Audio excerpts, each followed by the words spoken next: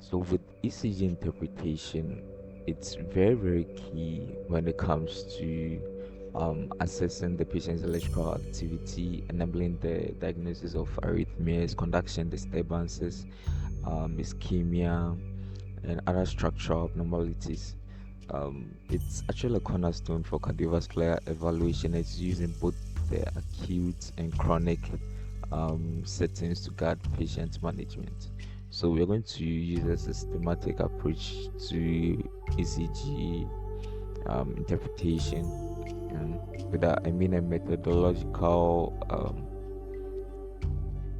evaluation, uh, so that no critical detail is overlooked. And with this particular set of slides, we'll follow them, the steps which are commonly used, or the parameters which are commonly used, like the rate, rhythm, the axis, the P waves, PR interval, QRS complexes, ST segments, T waves, QT interval, and other elements. So, just a quick overview. The rate has to do with it has to do with the 300 rule. Yeah, so that one is very, very simple. When you're calculating the rate using the ECG, so you determine it by, some people use the box method, and the 300 rule is very simple, just based on the intervals, so the last square intervals. So from the RR, or counting the QRS complexes, that's another method too. So when you take the strip, you go to lead 2, and then you just count the number of QR complexes, and you multiply by 6. With the 300 rule, you just calculate the number of boxes between the RR interval. If it is 4, just 300 divided by 4, and then you go your way. So typically the rate ranges from 60 to 100 beats per minute. And with the rhythm, so you assess whether the rhythm is regular or irregular, and you identify the origin of the rhythm, whether it's sinus rhythm or ectopic rhythms, by examining the P waves and their consistency. Or with the axis, you determine the mean electrical axis by analyzing the net deflections in the limb leads, commonly using lead 1 and AVF. And a normal axis is generally negative 30 degrees to plus 90 degrees. And with the P waves, you evaluate the morphology, the size, and the consistency, and you determine that the P wave precede every QRS complexes and are of uniform shape, which indicates of a sinus origin. With the PR interval, you measure the interval from the start of the P wave to the start of the QRS complexes. So with the normal PR interval, it's 120 to 200 milliseconds, and the deviations may suggest AV nodal delay or pre-excitation. With the QRS complexes, you assess duration, normally less than 120 milliseconds, the morphology and the amplitude, and the abnormalities may indicate bundle branch blocks with the ventricular hypertrophy or ectopic ventricular rhythms too. They could all be inferred from the QRS complexes. With the ST segment, you examine the baseline immediately following the QRS complex, and the evaluations or depressions may be indicative of myocardial ischemia or infarction. With the T waves, evaluate the shape, the symmetry, and the direction. And the abnormal T waves, whether inversion, peaking, or flattening, can signal electrolyte imbalances or ischemia. With the QT interval, measure from the beginning of the QRS complexes to the end of the T waves, and we'll look at all these later. Yeah, so a corrected QT interval is used to account for the heart rate variations, and prolonged corrected QT interval can predispose to arrhythmias. Other elements you look out for, the U waves with small deflections, which are small deflections following the T wave and may indicate hypokalemia, and also not any abnormal waveforms such as the delta waves in pre-excitation syndromes.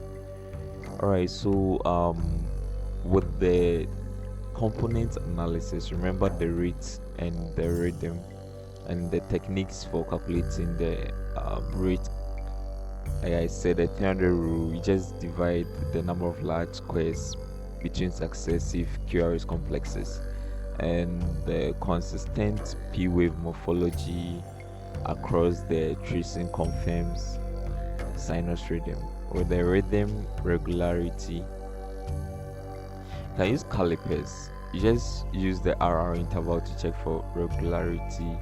Irregular rhythms could indicate atrial fibrillation or premature beats, and with the electrical axis, you determine it by assessing lead 1 and AVF, like I said, and a positive QRS complexes in both suggest a normal axis, and deflections or deviations may indicate underlying chamber enlargement or conduction block.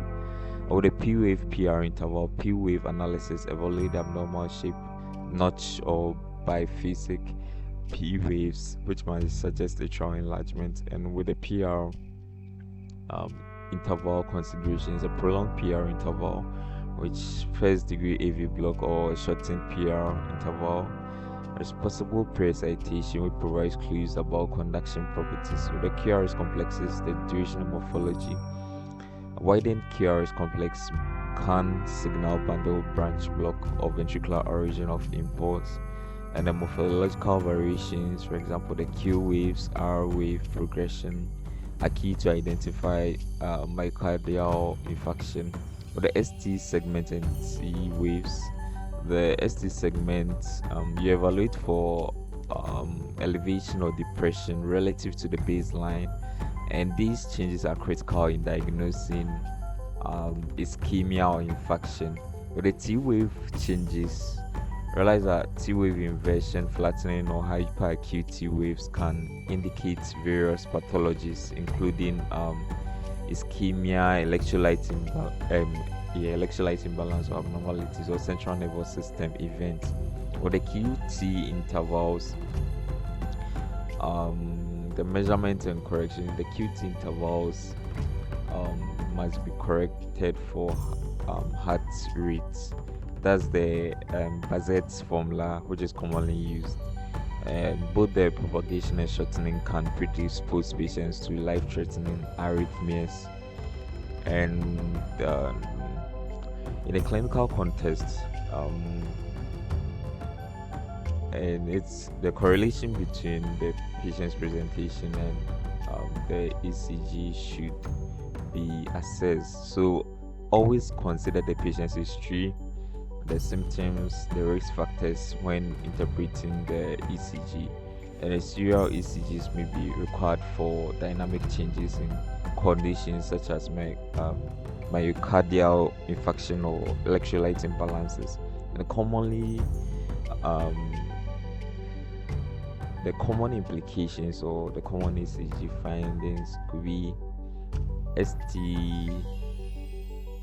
elevation, which suggests acute myocardial infarction, or Q waves, which may indicate previous infarction, bundle branch blocks, which provides insights into conduction system abnormalities, atrial fibrillation, which is characterized by irregular rhythms and absent T waves, and also ventricular arrhythmias, which can be life-threatening and require immediate intervention. So basically, when we talk about ECG, there should be a systematic approach in its interpretation, step-by-step evaluation from the rhythm, the rates, and access to wave and interval analysis to ensure comprehensive interpretation. With the clinical integration, ECG interpretation must be correlated with the clinical picture, just to guide the diagnosis and management effectively. and ongoing practice, regular exposure to varied ECG tracings along continued education enhances proficiency in recognizing both common and subtle abnormalities.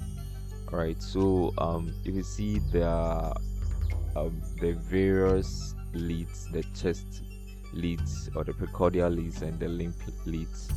Like you could see over here the bipolar and the unipolar leads. So lead 1, lead 2, lead 3, and then the augmented leads to AVL, the left side, AVR, and then AVF. Okay, so these are more horizontal leads, and the specific regions. Normally we use the AV1 to AV6. The others are not usually used, and the position of the augmented leads shows the part of the heart that it's indicating or amplifying. Yeah, so the various leads, like the inferior wall leads 2, 3, and AVF indicates the inferior wall. So it helps you picture what is wrong when you see any deformity in any of these leads. You know that, oh, okay, so there's something wrong with the inferior wall. With the septal wall leads 1, V1, V2. Yeah, it's on the it shows the septal region. So if there's anything wrong in leads 1 and 2, you know the septal region has something wrong. And the anterior wall 3 and 4, if there's something wrong in the precordial leads or V1, V2, V3, V4, you know the whole anterior wall, including the septal region, are all being involved over here. In the lateral wall over here, you have the AVL, V5, and V6. Okay, so basically that's it, and they all correlate with the coronary arteries that are being involved over here or being implicated over here. So you can see the lateral walls over here, lead 1, AVL, and then the V5, V6. So if there is anything wrong with these, all that you have to think of is the lateral wall being affected. And if the inferior wall, lead 2, lead 3, and AVF, you're thinking of the inferior wall. With the septum leads, precordial leads V1, V2, the one, you know there is something wrong. And with the anterior wall to V4, V3, and even V1, V2, to draw your mind to it. And that's the same thing. So with the arteries, the lateral side, like I talked about, you know, they are all being supplied by the circumflex arteries. So if there's something wrong with that, your mind goes straight to the arteries involved here. And with the inferior wall, like I said, lead 2, lead 3, lead, and then the AVF, you know, the right coronary arteries being involved over here. And with the septal region, V1, V2, if there's any deformity or any changes which deviates from the normal, you know, the left anterior descending artery is involved over here. And lead 3 and 4, the right coronary arteries too. Okay, so the basics, you know, P wave represents atrial depolarization. The QRS complexes has to do with the ventricular depolarization, and the T wave is the ventricular repolarization. And the various segments, PR interval, the PR segment, the ST segment from here to here, and the ST interval, the S2 after T, and then the QT interval from the beginning of ventricular depolarization to the end of atrial repolarization. So when, like I said, when you're calculating the rate, you can use the 300 rule. So that one, just calculate the major boxes between the RR intervals, and then you divide by so 300 divided by the number. So we'll use an example in the subsequent slides to calculate it. But one major box is 5 millimeters, which is 0.2 seconds. The smaller box 1 millimeter, which is 0.04 seconds. So with the international accepted rate is 25 millimeters per second, and that's how we use to calculate the 300 formula. All right. So let's use this example. So let's use lead 2, and then you can see the boxes over here: 1, 2, 3, 4. So with this, using a 300 rule, the rate will be 75, 300 over 4, 75 beats per minute. Yeah, so that's the basic thing, and you could see that it's regular.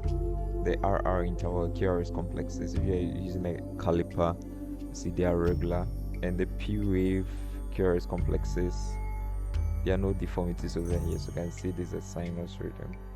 Okay, so the various leads: lead 1, lead 2, lead 3, V1, V2, V3, V4, V5, V6, and AVR, AVL, AVF, AVF, AVR, AVL. And so we use the lead 2 mainly. You have it at the end to calculate the rate rhythm, and can easily spot other abnormalities using it. Alright, so with the abnormal ECGs, always remember that we look at supraventricular rhythms.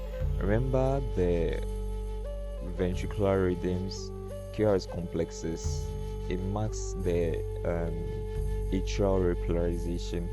So any other rhythm or any other thing above the ventricles or the ventricular depolarization that has to do with atrial origin, you can infer that is supraventricular. And then there are also ventricular rhythms too that could go wrong: atrioventricular conduction and other unusual complexes.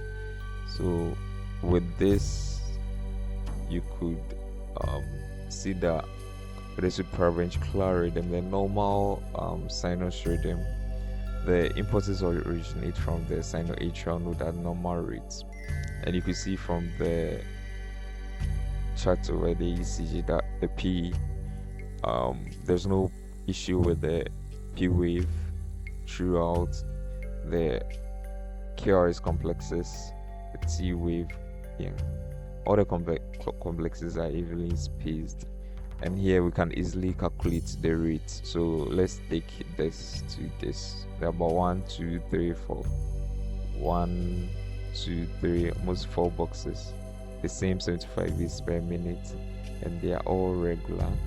Okay, with the sinus bradycardia, it's without even this diagram, we could know that it's still sinus, or it originates from the sinoatrial node. And athletes do have lower heart rate, and there are so many variations when it comes to calculating the heart rate. But with sinus bradycardia, there's nothing wrong with the P wave, the QRS complexes, the QR interval. Let's calculate this. We have 1, 2, 3, 4, 5, 6. That is so we have 50 beats per minute if you're using a 300 rule, and they are all regular. All the waves, there are no abnormalities. You can also say this is sinus bradycardia. Well, the tachycardia, just about 2 boxes, almost 150 or less than 150 beats per minute, but they're all regular. The P wave QRS complexes, there are no deformities, so you can see this is also of sinus origin. But with this particular graph, all the complexes are normal but rhythmically irregular with the longest PP interval. So let's take PP interval. It exceeds the 0.16 seconds or even more. But realize that the intervals are not the same. You can see from here to here, even using the RR intervals. So the impulses originate at varying rates. So this one is sinus arrhythmias. The non-sinus are atrial or coronary sinus rhythms. The impulses originate low in the atrium and travel retrograde as well as distantly. So you could see here the inverted P waves, showing that definitely the impulse doesn't originate from the sinoatrial node over here, but at a different place. And that's similar to the wandering pacemaker, atrial pacemaker. It's also not from here, the sinoatrial node, but from other areas.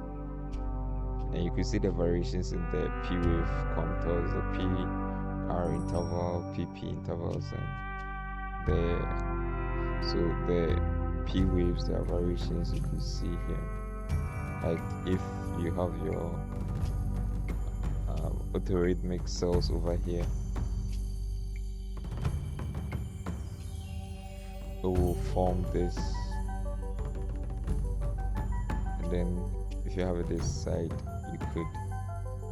So it's just wondering, there's an inverse if it is directly on the AV node, and you see this one too, M mitrally, and the inverted one. Right, so that is the main thing. And the PR intervals too, there'll be changes. The RR intervals too.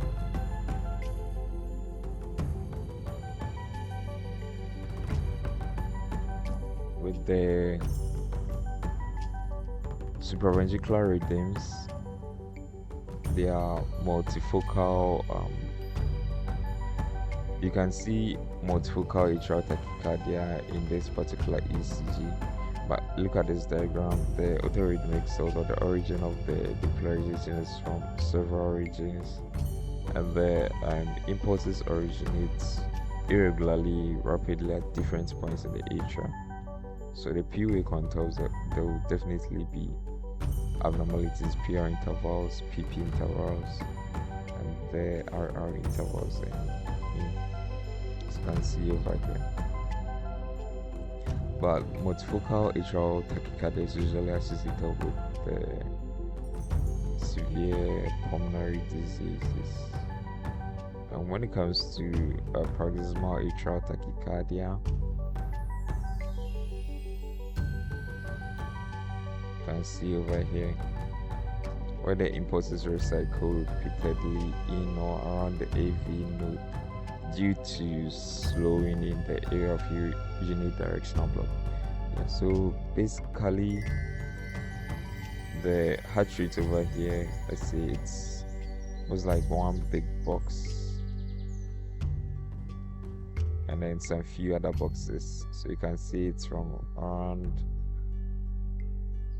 150 to 200. And see the atrial rate, let's use the one over here, 160 to 220 beats per minute. The P waves, there are inverted P waves over here. though the QRS complexes are regular, some of them are even irregular. And so one thing is, if you look at this, let's zoom in into this. The alpha pathway is within the AV node. The beta pathway is within the AV node also. And the shaded region over here, that's where there is abnormal conduction, which stops normal antigrade wave flow. That is unidirectional block and slows return of the impulse. You can see here repolarization is completed, which allows the cycling of impulse. With atrial flutter, you see over here from the sinoatrial node, or the point of depolarization, it doesn't go through the AV node. So the impulses travel in the circular course in the atria, setting up regular rapid flutter waves without isoelectric baseline, so around 220 to 300 beats per minute.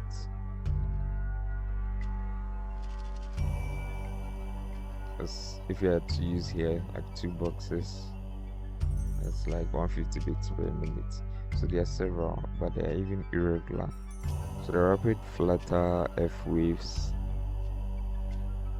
of ventricular rates, which is regular or irregular and slower depending on the degree of block.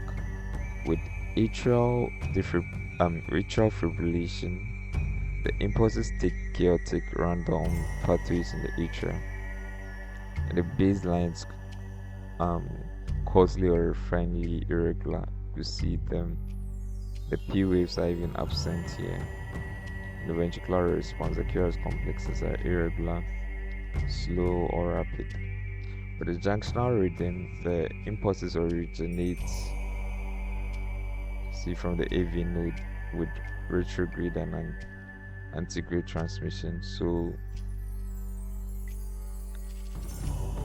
you can see the inverted P waves. Instead of being here, as it originates from the AV node. So when the AV node is being stimulated over here, the impulse goes back to the retrograde, to the SA node, to activate it also or depolarize it, and then but it first goes through the left and right bundle branches, or the bundle of his. So that is the reason for the inversion, because of the retrograde transmission. But then it first depolarizes the ventricles. So that's why you have the QRS complexes before the P waves.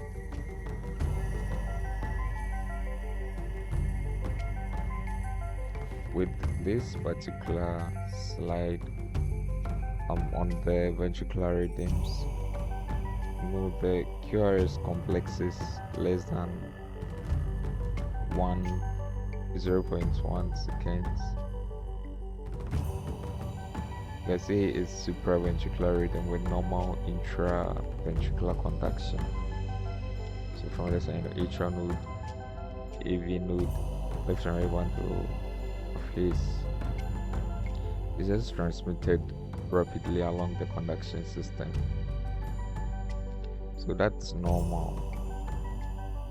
And remember, QRS complexes less than 0.1.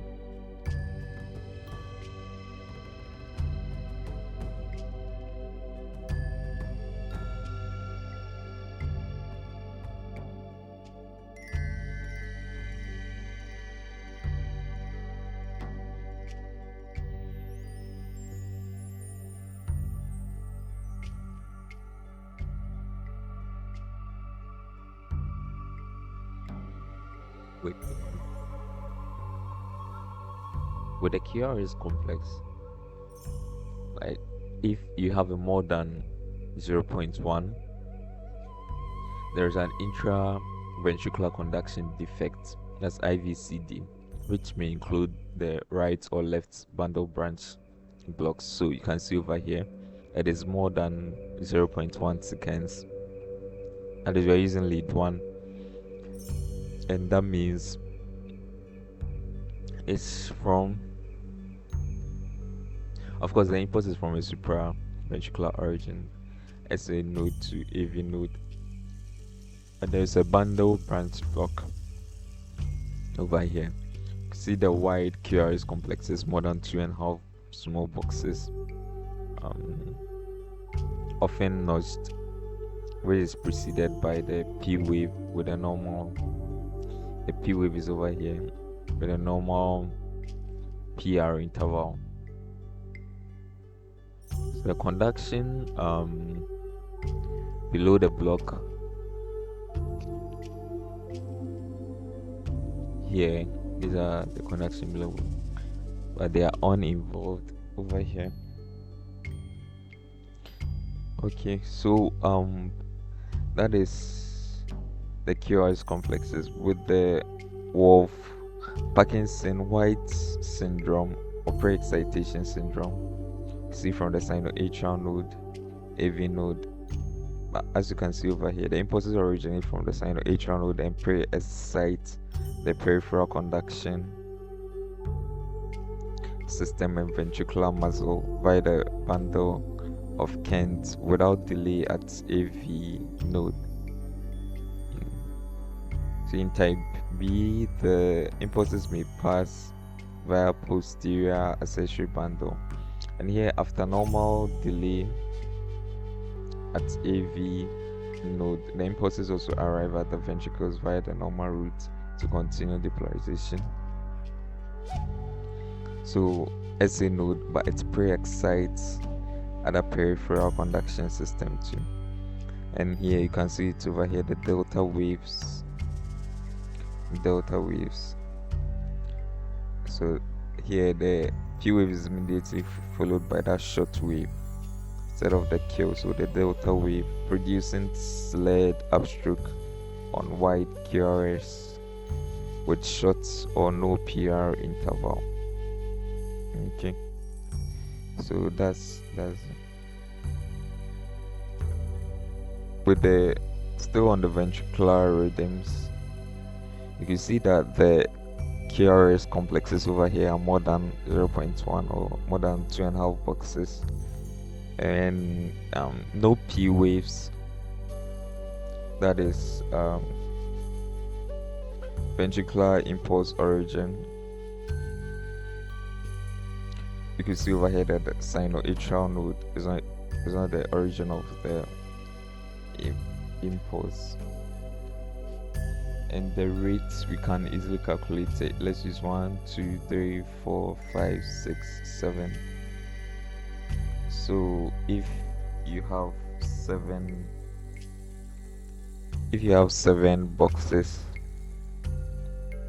how using the 300 rule, it's simple to calculate it. So 300 over 7, you get 42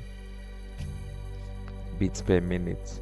But over here, if you use 1, 2, 3, 4, 5, 6, so it's the same thing. So 42.85, that's like 43 beats per minute. And then with 43 beats per minute, that's bradycardia. And with the notch 2, you see the definitely is not a sinus rhythm, it's not sinus bradycardia. So this is an idioventricular rhythm. And this next, the accelerated idioventricular rhythm, is from 40 to 140. It's so irregular, so they are short bursts, usually less than 20 seconds of the accelerated idioventricular rhythm. So often few days after the myocardial infarction, you may have this. It's usually asymptomatic with no progression to ventricular tachycardia or ventricular fibrillation.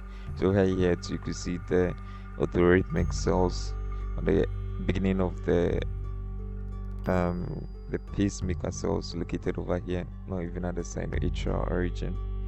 You can see they are all different. So something like this, 1, 2, 3, that is like 100 beats per minute. 1, 2, that's like 150 beats per minute. So they're just messed up.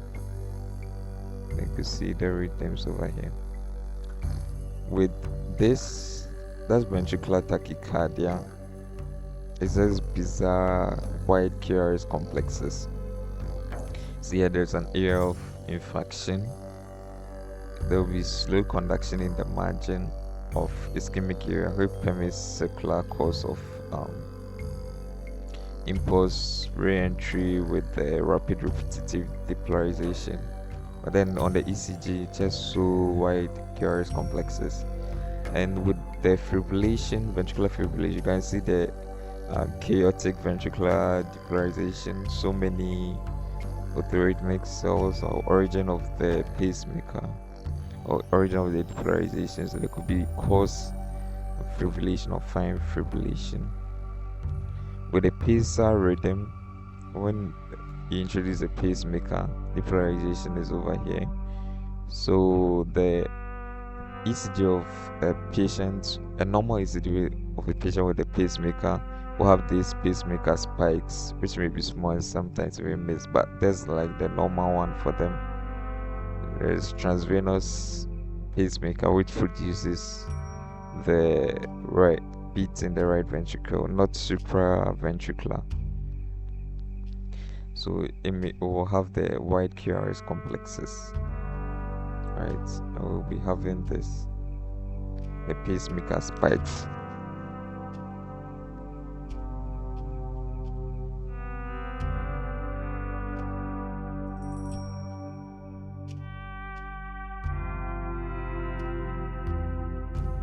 Okay, so the atrioventricular conduction variations. Okay, we've already talked about the fixed normal PR interval in the sinus rhythm, the fixed but short PR intervals.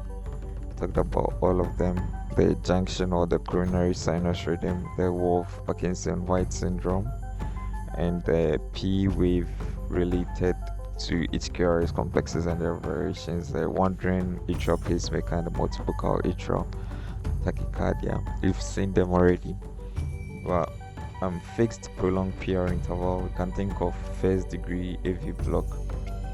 So if the depolarization from and then the impulse or the transmission from the sinoatrial node doesn't get to the AV node as a partial block, and you could see from here, you can see the PR interval.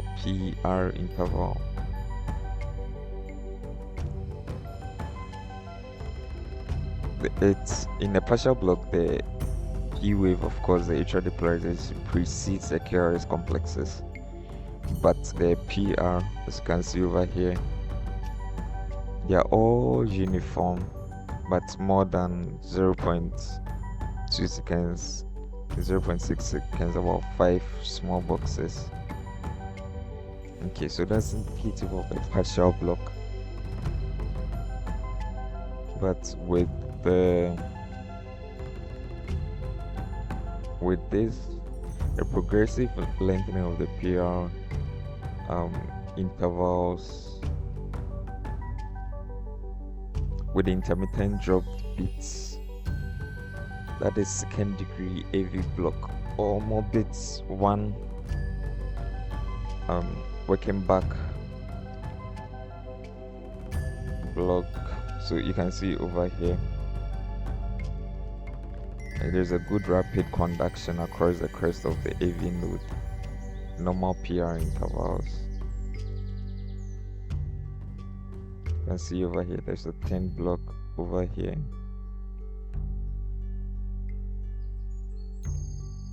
Conduction less good, PR is longer. Now it's very, very long compared to the PR interval over here. Once there is a block, PR, but when the conduction fails and there's a total block, the QRS complexes drops. and the AV node recovers again. PL is normal again. And now with this, if depending on the level of the block, you can see over here the AV block at the level of the bundle of his bundle branches blocked, and the trifascicular block over here. So it is sudden drop in the KRS complexes without prior PR lengthening, or second degree AV block more bits to or non when kept back block. The PR intervals do not lengthen. There's a sudden drop of the KRS complexes without prior PR changes.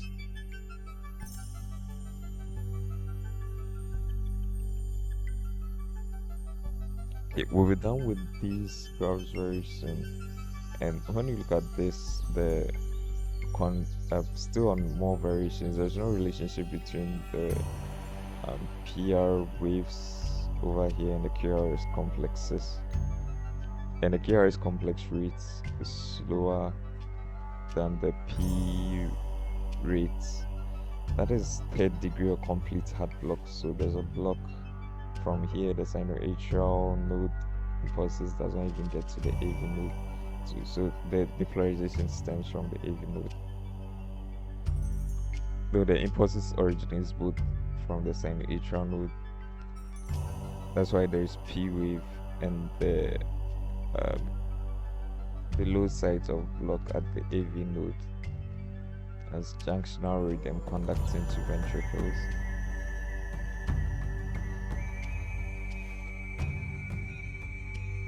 So you could see here, if you had to calculate it, the heart rates 1, 2, 3, 4, 5.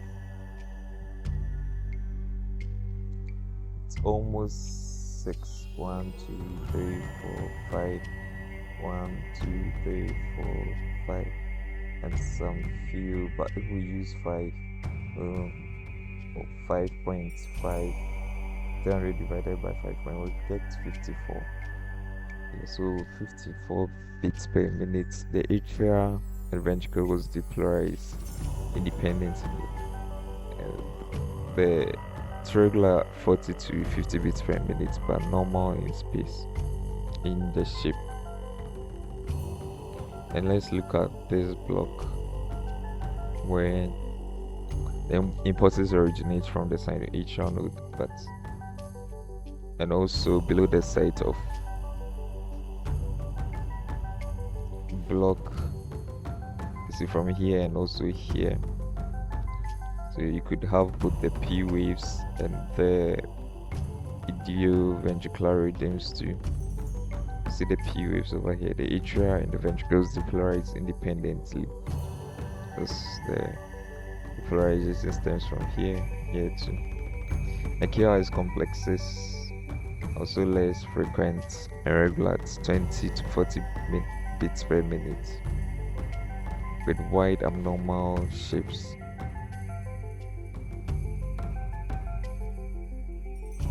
So the features of the two types of atrioventricular block. Let's look at this, the crest of the AV node, if this is where the site of block is, and then here, from here to here, the bundle of his bilateral bundle branch or trifascicular branches. It could be a block over here, and here too, from this side to this side.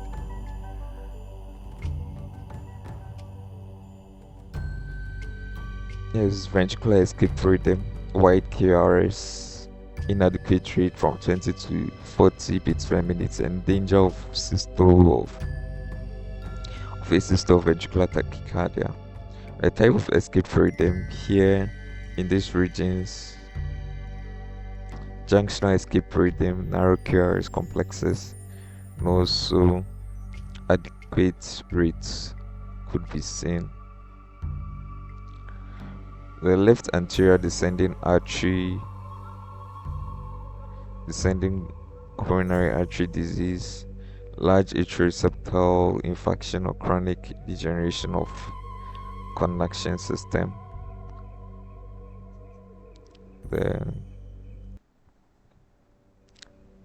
If these things are high up, then right coronary artery disease, diaphragmatic infarction, edema around the AV node, and the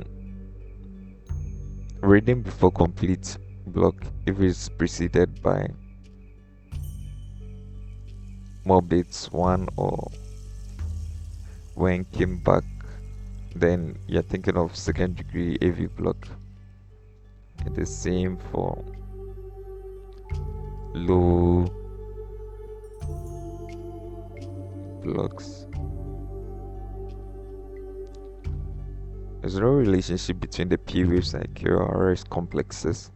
QRS complexes, the rates are faster than the P wave rates with AV dissociation. You can see the depolarization here, slower supraventricular rhythm, but the rapid ventricular rhythm, which does not conduct retrograde to atria or shut off the side. So that's more of a ectopic depolarization from these orthorhythmic cells.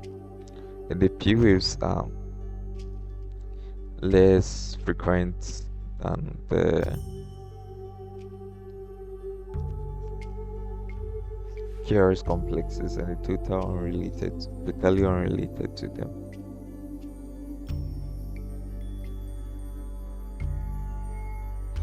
Okay, so with the last, premature contractions occur early before the next sinus beat is expected. So here you can see the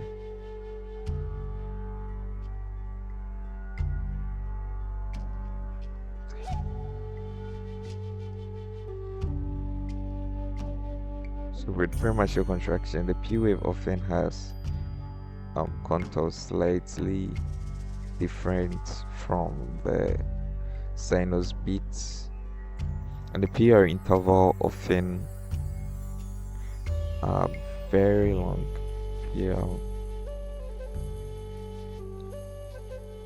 But the QRS complexes are very narrow, less than 0.1 seconds, similar to the normal beats expected for timing.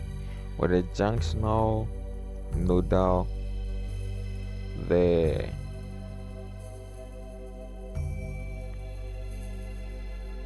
premature contraction, you can see the QRS complex is less than 0.1 seconds, and the P wave is often inverted. Like here, it may precede, that is preceding the QRS complexes, or be incorporated with it, so into the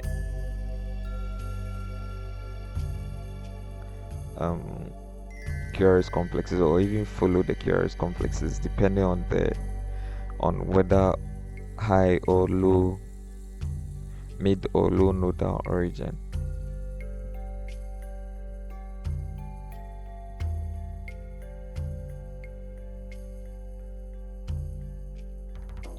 So with ventricular, if you see here, that's where the depolarization or the pacemaker is, cells are, and the consider premature contractions over here.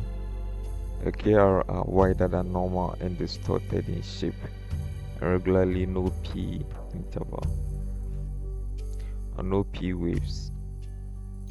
The escape beats occur late.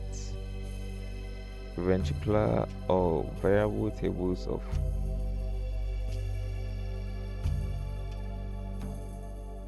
ACE2 as escape mechanisms. The sinoatrial node arrested over here. It resumes. There's a sinus pause. The AV node takes over, usually after 1.2 to 1.6 seconds, with a junctional escape beat.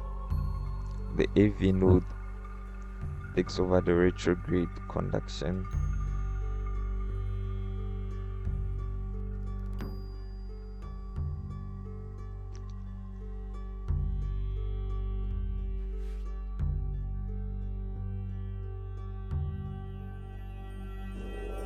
and you can see here the retrograde conduction, the junction escape beat, and the ventricles takes over the usually after 1.8 to 2.2 seconds as a ventricular beat, escape beat. Alright, so the chamber enlargements and ventricular intraventricular conduction defects, there are several. Remember the right atrial enlargement, left atrial enlargement, right ventricular hypertrophy, the right bundle branch blocks, the left bundle branch blocks, and the left anterior fascicular block and the left posterior fascicular block. Alright, so we'll go through these quickly too. Over here, you can see the right atrial enlargement. Now you have leads 2, 3, and AVF. So definitely you think of the leads or the part of the heart that's been affected over here. The inferior aspect is being affected.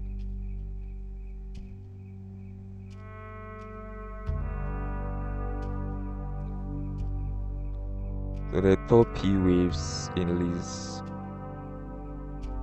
2, 3, and AVF more than 2.5 millimeters. That's P pulmonale, and over here that's for right atrial enlargement, and left atrial enlargement you have your leads 1 and then V1. The P wave you can see over here in lead 1 is more than 0.11 seconds. And terminal negativity of P wave in leads 1 is also more than 1 millimeter square. So that's the M mitrale. Okay, so basically that's it. So you could easily distinguish from right atrial enlargement and left atrial enlargement using the P waves in leads 2, 3, and AVF, and also the P waves in leads 1 and V1. If there is P pulmonale, right atrial enlargement, M mitrale, or P mitrale, you know you are dealing with the left atrial enlargement.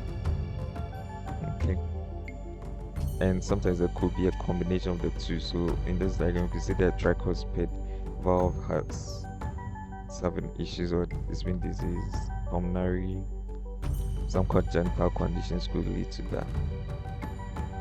Systemic hypertension, aortic valve disease, thickened or stiff left ventricle will lead to right left atrial enlargement. And with the hypertrophies, with the right ventricular hypertrophy, the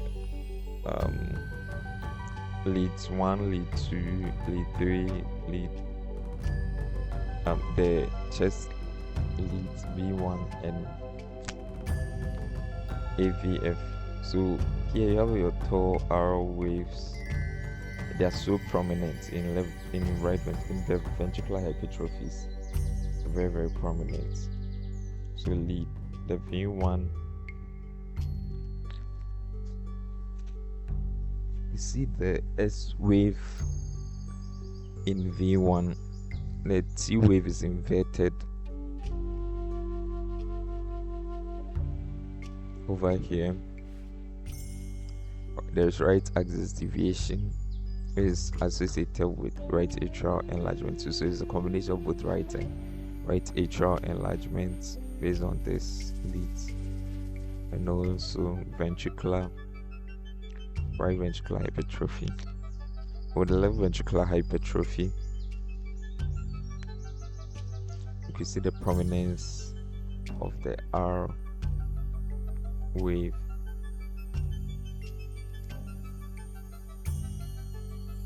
And normally with the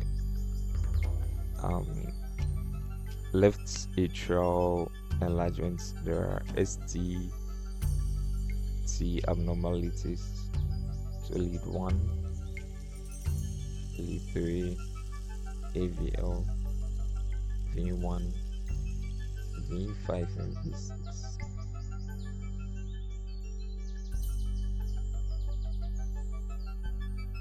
And with the left anterior fascicular block, leads 2, lead 3, AVF, you see the deformities over here. So the electrical vector is directed far left, which is marked by left axis deviation in the front plane. See the left banded branch blocks. For the left anterior fascicular block, the posterior block, left posterior fascicular block, you see over here. So with that one, before the posterior block, fascicular block, you can see the ECG over here, and then after the fascicular block, the QRS axis is plus 30 or plus 75 after the posterior fascicular block. Right, so myocardial infarction and ischemia, the effects of ischemia or injury and infarction on ECG, and with the localization of MI and ischemia has to do with the cutoff of the blood supply to the heart muscles, and infarction has to do with, so ischemia leads to necrosis or infarction. So basically, infarction, there's cell death or tissue death. Okay, so the differential diagnosis of the Q waves, we see over here the Q wave with the non-significant factors, and then here too is very, very significant. That is a Q wave myocardial infarction of substantial amplitude. We see is more than 25% of the R wave, and the duration is about 0.04. It's more than 0.04 seconds. But the normal one, see the Q wave is small in lead 1, and it has a small amplitude, less than 25% of the succeeding R wave, and a short duration, less than 0.04. That is less than one small box. With this other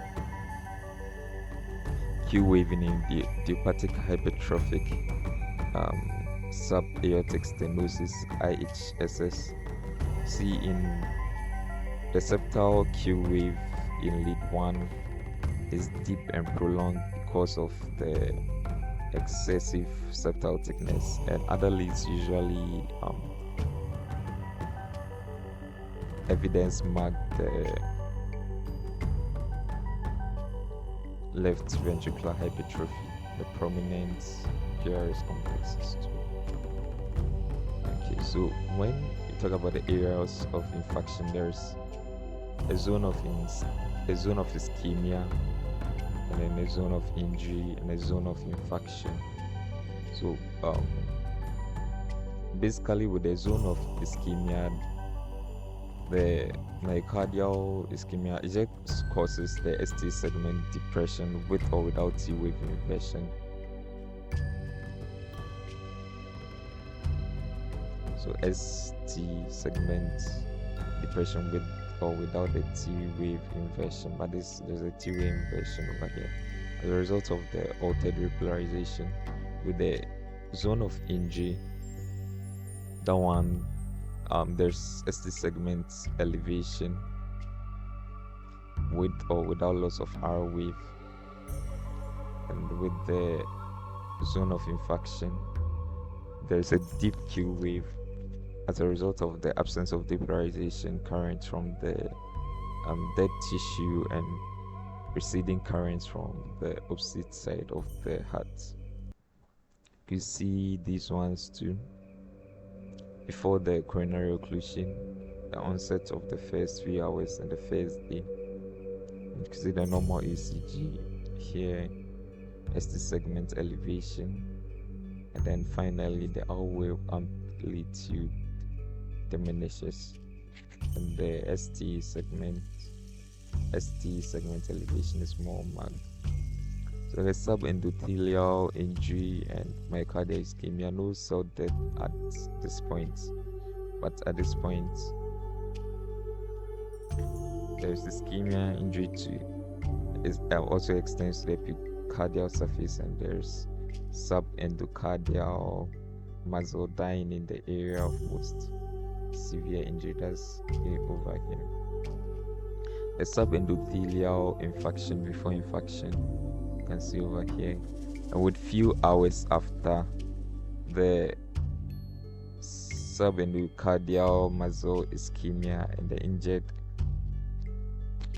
you can see here, but there's no death from the crucial infarction, as you can see here.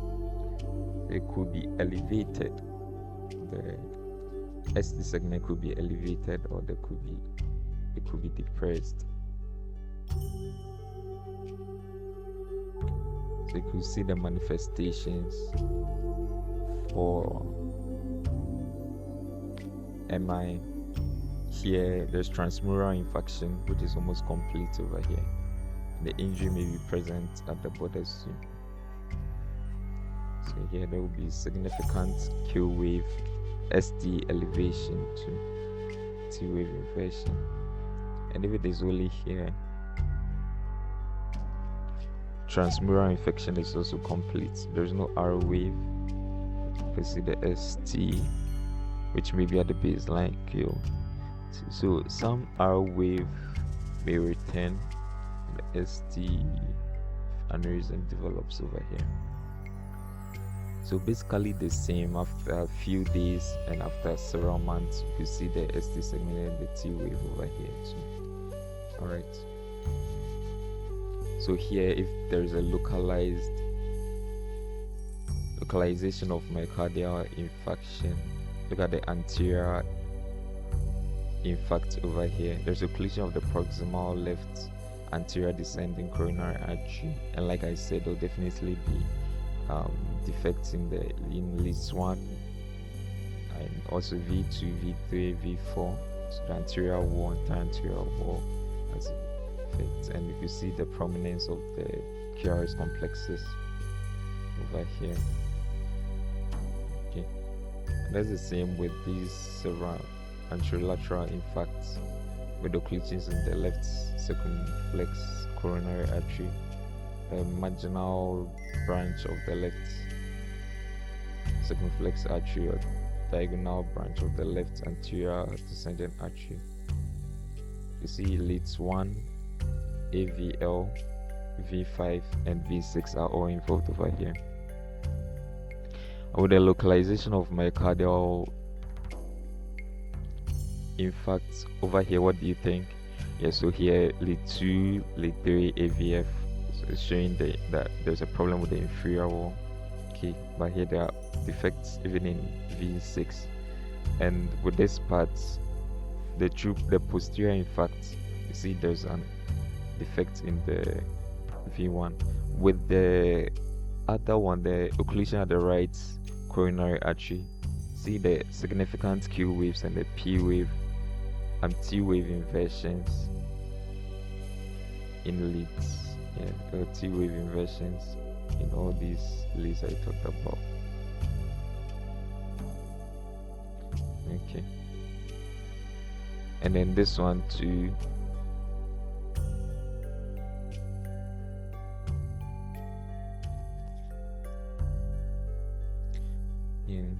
There's no ECG lead reflects the posterior electrical forces, so changes are reciprocal in the anterior leads, and the V1 may have this elevations, and it may have this defect too. Alright, so some few slides that you can look at. It's very simple to detect the abnormalities here. Okay, so the rate is also very simple. Calculate the number of boxes, divide by 300. Well, that's the 300 rule. So yeah, if you have just 2 boxes, that's like 150 beats per minute. Is it sinus tachycardia? Check whether the P waves and the KRS complexes. If it is not, then what is it? So it's simple. Use all the principles I taught you to remember these. There's another ECG you can also examine. There's another. What do you see over here? And what do you think based on what I talked about? Okay. There's also another test ECG we can analyze. Another one over here. This is very, very simple. There's another.